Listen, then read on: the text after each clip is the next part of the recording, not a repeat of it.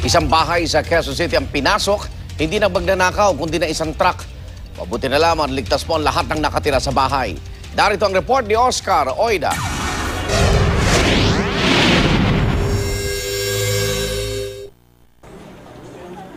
Kasarapan ng tulog ng pamilya Ayop mag-aalas 2 ng madaling araw nang mapasok ang kanilang bahay sa May Makaya Street, Barangay Talipapa, Quezon City.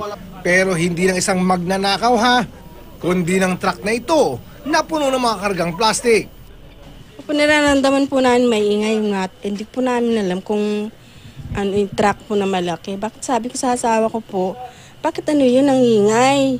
Kala po na ano na siya, naipit na rin po siya . Ayon sa driver na naturang truck, natutulog daw siya noon sa loob ng kanyang nakaparadang sasakyan nang bigla umano itong tumbukin ng isang nagmamaniobrang trailer truck. Kasunod nito, napansin na lang umano niyang dumadaustos na patalikod ang kanyang truck. Nasagi ba yung truck niyo? Nasagi niya siguro sa gilid kasi pagkaka na ganun ng truck sa baba . Hindi, may naramdaman ka ba? Wala bang malabog? Malabog na mga truck namin, ganun sa baba dito. Inamin naman ng driver ng sinasabing trailer truck na nagmamaniobra nga siya sa naturang lugar. Pero di raw niya nabangga ang isa pang truck.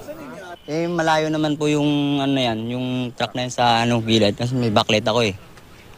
Ngayon, pag atras ko ng ganun dito, pag pina ko ng kasi bumelo ako. Gulat na lang ako, bigla na lang umatras yan kasi may tao yun sa loob . May tao po sa loob ng truck na yan .